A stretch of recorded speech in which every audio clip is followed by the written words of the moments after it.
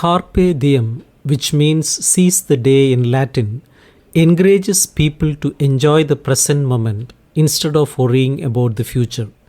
This idea reminds us that life is short and unpredictable, so it is important to focus on the joys of today. The phrase comes from the Roman poet Horace, who wrote about it in his Odes. He said, "Cut short your long hopes while we are talking. Time is running away. Seize the day and trust as little as possible in tomorrow." In his words, Horace urges us to value the present because the future is uncertain and time is always moving forward. This theme of living in the moment appears often in English poetry. Many poets have written about how beauty, youth, and joy fade over time, emphasizing the need to appreciate them while they last. For example, Sir Walter Raleigh, an Elizabethan poet, wrote about time's power to destroy in his poem Nature That Washed Her Hands. He described time as cruel, turning everything beautiful into dust. Raleigh ends his poem with the image of the as the final resting place for all of life's joys. Henry Howard, the Earl of Surrey, shared similar ideas in his poem Brittle Beauty. He compared beauty to a flower that blooms briefly before fading. His poem teaches that physical beauty is fragile and doesn't last forever, so we should not depend on it too much. Like other Carpe Diem poems, Howard's work urges readers to cherish what is beautiful while it is still there. Thomas Campion, another poet, wrote My Sweetest Lesbia, which was inspired by the Roman poet Catullus. Campion's poem focuses on love and enjoying life before death arrives. He compares the shortness of human life to the endless cycles of nature, saying that we should embrace love and happiness because life is too short to waste. He also reminds us not to let others' opinions stop us from enjoying life's fleeting pleasures. In Persuasions to Enjoy, Thomas Carew speaks to a woman named Celia, encouraging her to make the most of her beauty before time takes it away. That if her beauty will last forever, she can take her time. If it won't, she should enjoy love while she can. Like many Carpe Diem poems, this one combines a sense of urgency with the idea of celebrating life's passing joys. Samuel Daniel also explored the Carpe Diem theme in his sonnets. He often wrote about how quickly youth and beauty fade, urging his readers to recognize and appreciate them while they last. In his poem Another Song from the Tethys Festival, he calls pleasure and glory fleeting shadows, reminding us that their value comes from their shortness. Daniel's poems suggest that life's temporary joys are worth celebrating because they are so brief. Michael Drayton, in his sonnet sequence Idea, wrote about the effects of time on beauty. In one sonnet, he mourns how aging will take away his beloved's youth, contrasting her current beauty with the decay that time will bring. Later, he compares her to a phoenix, a mythical bird that is reborn from its ashes, suggesting that her beauty and spirit can live on in memory. Drayton's work shows both the sadness of time's destruction that love and beauty can endure in same way. Shakespeare often explored the idea of Carpe Diem or seize the day in his sonnets and plays. He frequently described time as powerful, destructive force that eventually consumes everything: youth, beauty, strength, and even life itself. However, Shakespeare believed that love could rise above time's destruction. In his sonnets, he described love as central and unshaken, saying it is not time's fool, meaning true love is not controlled or ruined by time. Carolyn Spurgeon, a Shakespeare scholar, noted that while Shakespeare showed how time affects everything else, he portrayed love as having a spiritual and infinite quality that transcends time. For example, in Henry IV, the character Hotspur expresses frustration with time, calling life time's fool. In Troilus and Cressida, love is described as fleeting and momentary, more momentary, swift than thought. While Shakespeare acknowledged time's power to weaken love and destroy promises, he also celebrated love's ability to endure beyond time's reach. In Twelfth Night, the song O Mistress Mine captures the Carpe Diem theme, encouraging people to enjoy the present moment because youth and beauty don't last forever.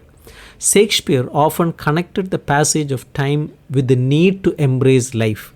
In Sonnet 12, he reflects on how time causes decay, suggesting that having children is a way to achieve a kind of immortality. In Sonnet 15, he describes human life as fragile and fleeting, portraying time as wasteful and destructive.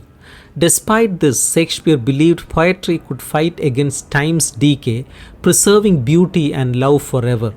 In Sonnet 19, Shakespeare personifies time as a cruel, devouring force.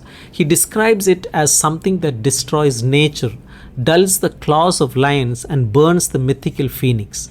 Despite this destruction, Shakespeare claims his love will live on through his poetry. In Sonnet 116, he defines true love as unchanging and eternal, time's effects lasting until the edge of doom. Critics like Halliday noted that Shakespeare portrayed time as a merciless enemy, but he also saw love and poetry as tools to resist it. Sonnet 49 reflects on how time affects love relationships, with each quatrain stating the phrase against that time. This poem shows Shakespeare's deep concern with how time erodes affection and beauty. In Sonnet 60, he compares time to waves crashing on a shore, symbolizing life's steady march toward death. Time both gives and takes away, reinforcing its role as a relentless force. Shakespeare often described time as a thief that robs us of life's joys, but he also emphasized the ability of love and poetry to endure. In Sonnet 63, Shakespeare refers to time as injurious, stealing youth and beauty. However, he claims his poet memory will protect his love from time's cruelty. In Sonnet 77, he uses the image of a mirror reflecting old age to show how time passes. In Sonnet 100, he calls on his muse to mock time's destructive power by preserving the beauty of his beloved through verse. In Sonnet 104, he admits that time subtly changes his fair youth but insists his love remains unaffected. Though Shakespeare recognized time's tyranny, he often expressed defiance against it. In Sonnet 115, he argues that true love conquers the present moment and remains steady even as physical beauty fades. Shakespeare believed that while time may wield its sharp sickle to wither beauty, poetry can make love and beauty immortal. Through his sonnets, Shakespeare shows that even though time is powerful, the written word has the unique ability to preserve what we hold dear. His poems are a celebration of love, beauty, and the present moment, ensuring they last forever in his work. The poem To the Virgins to Make Much of Time by Robert Herrick embodies the Carpe Diem theme, emphasizing the fleeting nature of time and the importance of seizing opportunities.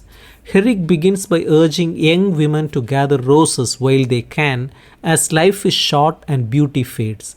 He comes to the sun's journey through the sky to human life, suggesting that as the sun approaches its setting, so does a person approach the inevitable decline of age.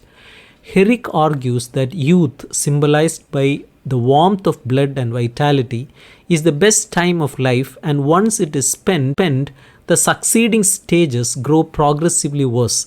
He concludes by advising his readers to embrace life's opportunities and marry while they are in their prime, warning that delaying may result in permanent regret. This sentiment is echoed across Herrick's body of work. In his long poem, Corinna's Going, a Maying, he invites his beloved Corinna to join him in celebrating life before death approaches. The poem captures the urgency of living fully in the moment.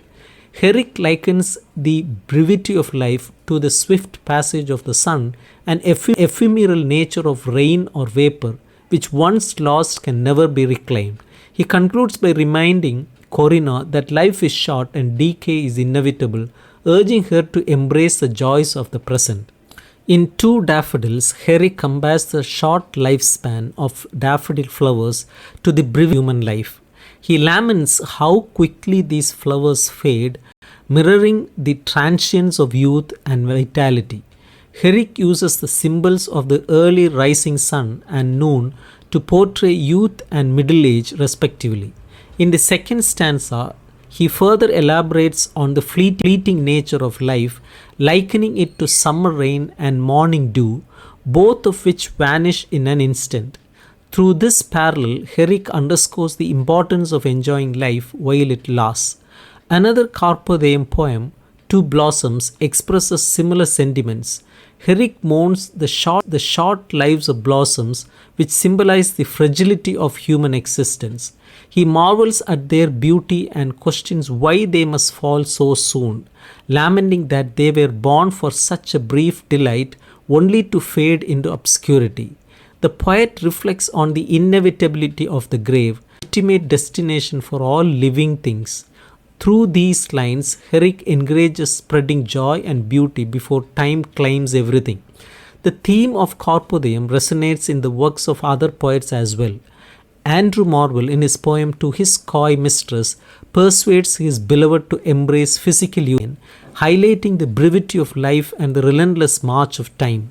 Marvell vividly describes the cruelty of time, imagining the decay of beauty and the inevitability of death. He concludes with a passionate call to seize the moment and make the most of that time together, recognizing the impossibility of pausing time's passage.